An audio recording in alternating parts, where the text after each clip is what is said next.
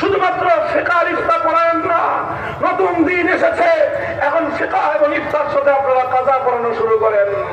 আমি ইমারতে ইসলামিয়া দেখে এসেছি, সেখানে এখন শুধু ইফতার পড়ানো হয় না, সেখানে সকল দারুল ইফতার নাম হলো দারুল ইফতা ওয়াল কাজা।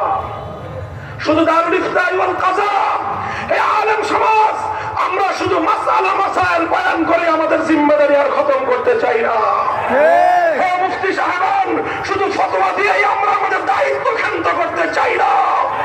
আমরা যে ফতোয়া দিব কোরআনের আলোকে উলামায়ে কেরাম যে রায় ঘোষণা করবে, আদালত যেন সে রায় বাস্তবায়ন করতে বাধ্য হয়, এমন ইসলামী হুকুমত কায়েম করতে চাই।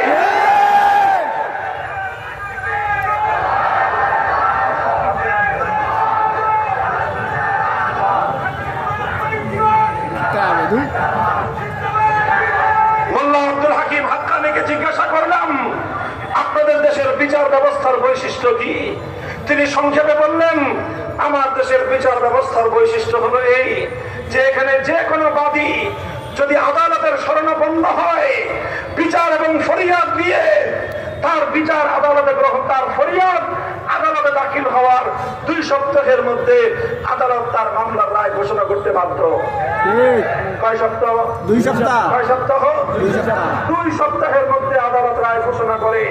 যদি 2 সপ্তাহের মধ্যে বাদী বিবাদী সাক্ষী তাদের সকলের বক্তব্য শুনে আদালত বিচার প্রক্রিয়া সম্পন্ন করতে না পারে, অক্ষম হয়, আদালতকেই উচ্চ আদালতের কাছে অ্যাপ্লিকেশন করতে হয় যে আমি 2 সপ্তাহে এই বাদীর বিচার করতে পারছি না, আমার আরো 1 সপ্তাহ প্রয়োজন। উচ্চ আদালত যদি নিম্ন আদালতকে আরো 1 সপ্তাহ সময় দেয়, তখন তিনি 2 সপ্তাহের পরে আরো 1 সপ্তাহ সময় পাবেন। তোমার দেশে যাও তুমি বিচার চাইতে। আমার বাংলাদেশের বিচার ব্যবস্থাকে, বাংলাদেশের কথা আমি কি বলবো, দোষ তো বাংলাদেশের না, দোষ তো বাংলাদেশের না, দোষ তো বাংলার মাটির না, দোষ তো বাংলার জনগণের নয়। দোষ হলো তাদের যারা আমাদের দেশে উপনিবেশ কায়েম করেছিল, সেই ব্রিটিশ শাসন ব্যবস্থা। তারা আমার দেশকে দখল করলো, আমার রাজত্ব দখল করলো, আমার সম্পদ চুরি করলো। আমার সম্পদ চুরি করেই তারা ক্ষান্ত হয় নাই, আমার দেশের সম্পদ লন্ডনে পাচার করেই তারা ক্ষান্ত হয় নাই।